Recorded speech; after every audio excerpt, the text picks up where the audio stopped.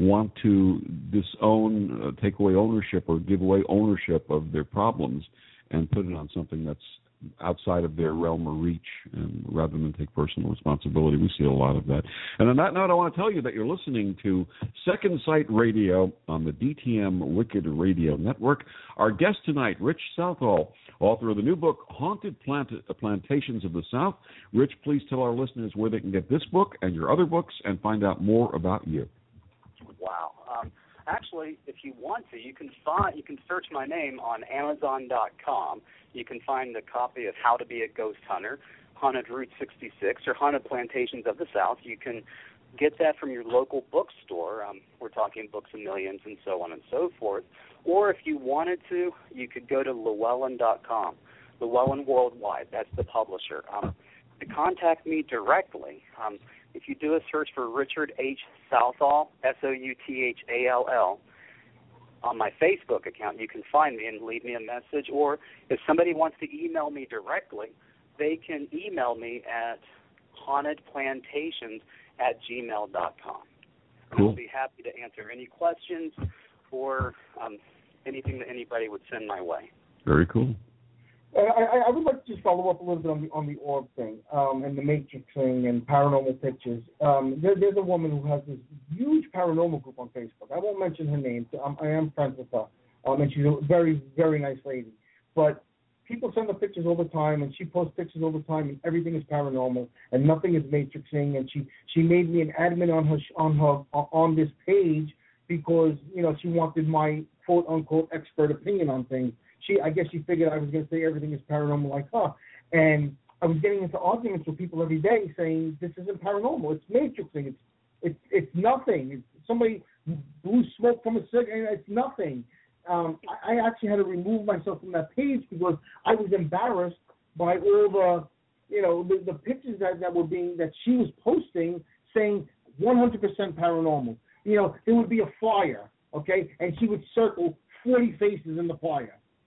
Has to be paranormal. No, it's freaking matrixing. There's nothing paranormal about it.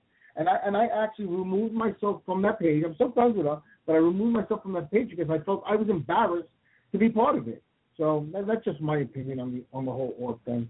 Anyway. Rich, one of our listeners, Angela from Casper Investigation, wants to know what you think about the show Southern Paranormal. I've not really watched much of it, truthfully. With my day job, I usually work about 50 hours plus a week, so I tell you what, I will. Wait, I think I may have seen it. I think I may have seen an episode of it, but how about I do a search on YouTube, find it, and then get back with you on it. Okay. How about that? I think I've seen an episode of it, but I want to be able to know that I've seen an episode of it before I speak of it. Absolutely. That's great. That's a good answer. So getting back to this whole concept of ghost huntings, do you think that amateur groups today do a service or a disservice to the community? I think both.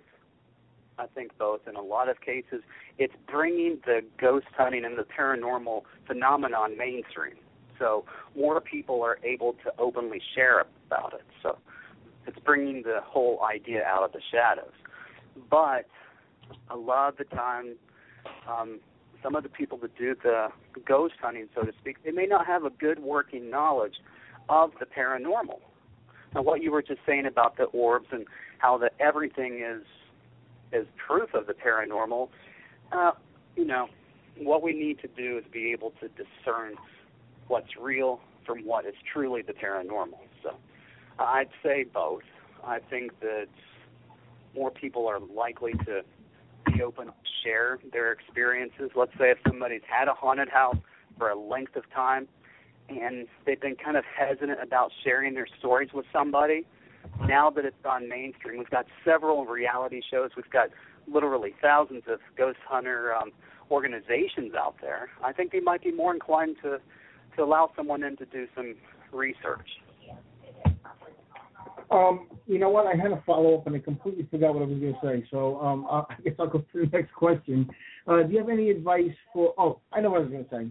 I agree with you. I think that amateurs do a service and they do a disservice. Too many of them follow what's going on television with provoking and all that kind of stuff. And then, like Victor, we can attest to this. We've done investigations with some young investigators, and they did things the right way, and it was nice to see, and they wanted to learn. And if they didn't know something, they asked you, or they asked me, or Tom, or Mark, or whatever, so it goes both ways. It's just like anything else. There's good and bad in everything. So yeah, just if someone wants to do this, especially if you're going to private homes, if you're going to a public investigation, that's what it is. But if you're going to someone's private home, if you're calling to a private home, first of all, be respectful, because after you leave, those people still have to live in that house, number one. Number two, don't go in finding something that isn't there. Because what you're there to do is to diffuse the situation and make these people comfortable and at ease in their homes, not to try and scare the hell out of them, which a lot of people do. Oh, and they think that's fun. Yeah, that's what I mean. It's not about fun. It's about helping people, not hurting people. Right. Yeah. I agree. All right, so do you have any advice for doing research or an investigation? Well, again, in my personal opinion, about 80% of the investigation takes place off-site. I think it's important to know the place you're going to, know the history of it, know who lived there at one time, know why an apparition may be showing up at a particular time, or why it is appearing at a certain location. So, in essence, to become a true paranormal investigator, you often also become a historian and become almost an expert at learning the local legends associated with the haunted place. So that way you be prepared. If you do happen to go to any place to do an investigation, let somebody know that you're going. Get permission from the owners, and probably in most cases not go alone. So, anything can happen. But that's right. Especially in some of these old places, there could be loose wood and you can fall. There could be little holes or whatever. I think it's important to always have somebody with you. But, I just want to take one quick step back, because my friend Sabrina is in the chat, in a separate chat room, and she was saying that her team doesn't acknowledge orbs at all. Okay. And I don't think that's right. And she got pissed off at me for saying this. I only say that, and I know that orbs for the most part are nothing. They're dust or whatever. But there are those times when it is something. If you have a seasoned psychic who's really good at what he or she does, and they say there's a spirit here, and you get a picture, and it's an orb, and it doesn't look like dust. It has like substance to it. It has energy to it. There's a good chance that that's a legitimate orb. Right. And it's one of those things where it's a piece of a larger puzzle. Yeah. I mean, one thing to get an orb, but it's another thing to get an orb and an EVP. It's another thing to get an orb, an EVP, and somebody that's got an impression. Now, what I would do in that case was, if I did get photographs of orbs or anything along those lines, or an EVP for that matter, I would listen to it, try to find someone that was not on the investigation, and let them listen to it without trying to prompt them. You mentioned the matrixing thing. Ask them, what do they see, or what do they hear? Absolutely. That's a great suggestion. And that's what I would do.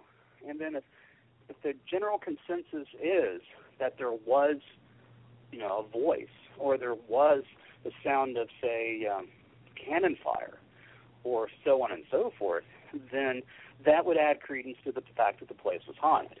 Or if you've got someone else that's a sensitive, have them go at a different time, and not necessarily let them know what the first sensitive picked up on. Absolutely. I just want to, again, clarify something. An orb is an orb. An orb, anything that's circular that looks like a ball is an orb. That's just the word orb. To say whether it's a real orb or not orb, to say is it an energetic orb or a paranormal or spiritual orb versus a reflection of off dust, or a reflection off of an insect or something else that's flying through the room, some debris or matter that's flying through the room. So what we're talking about as non-physical orb manifestations rather than just is it an orb or not an orb. An orb is an orb, regardless of whether it's paranormal or not. Yeah. I want to give an example of an orb that I believe was real. When I was dating Lucifer, we were at the Shanley Hotel, and we had infrared and we had the motion, we had everything going on. And I put my hand up, and it was just amazing. There was one orb. There was no orbs anywhere. There was one orb that just kept flying around, and I could see it. I put my hand up, and I said, "Give me 5." And it would fly right through my hand. And I would say, "Give me 5." It did it like 10 times, where the orb went right through my hand when I said, "Give me 5." Now, to me, who I'm very skeptical on orbs, that blew me away. It was that ball of energy was interacting with me. And there were 20 people on that investigation that were watching it on the screen. It was amazing. So, something like that, yet you have to put some thought into that, some credence into the fact that it can be real. Right. That's my opinion. What do you think about that, Vic? It was actually interacting with us. Absolutely. I've seen that happen with not only with balls of light, but also with sounds and with other things in room. When you have a true spiritual presence or energy presence, there can be interaction. There's no question about it. We've seen it many, many times. Well, I agree with that. My theory is that I think there's a difference between ghosts and spirits. And I think the vast majority of hauntings, once they're proven to be paranormal, would be that most of them are ghosts. To me, that's simply a recording. If something very traumatic happened, or if something was done repetitiously again and again and again, it kind of leaves a groove or an impression, and it plays back. Yeah. That's why in some places that, whenever you go through a particularly haunted area, your batteries go dead. Yep. Your flashlight goes dead, so on and so forth. Happens on every investigation. Right. But it's just recharging if you think about it. That's why when people move into a new house, like what happened in our case, whenever you move into a new house or you start doing major renovations, then you start getting the paranormal events. That, to me, would be a recording. Absolutely. Mm-hmm. That, to me, would be most of the hauntings. The other part would be the spirits. That's whenever you might have the person doing the high five. Right. Person may have died so quickly that they may not realize they're dead, or they have unfinished business. Absolutely. So that to me would be the two categories. The third category, which I'm either very lucky, well, I'd say if it's the case, I'm very lucky, but the third one would be entities, which have never truly been alive. Right. I haven't had experiences with that, truthfully. Okay. So. Yeah. I think our definitions are the same. You're talking about either a residual haunt, which is the replay of the energy that was imprinted on the atmosphere, or an actual interaction with spiritual energy, which is a spirit of someone who has passed, and whether it's because energy is energy, and as we know from the second law of thermodynamics, energy can neither be created nor destroyed, but changes from form to form. So the energy of who we are, the essence of who we are, the soul, the spirit, whatever word you want to use for it, when this carbon-based container that we call our body stops functioning and dies, what happens to the essence of who we are? And that's what we're talking about when we're talking about spirit. Right. And some are stuck. You ever see the movie called The Others? Yes, absolutely. Oh, yeah. Great movie. Yeah, that would almost be what I would think of as a spirit. Mm-hmm. At the very end of it, they're kind of stuck. Right. Not to give it away, I'm not going to, but they're kind of stuck.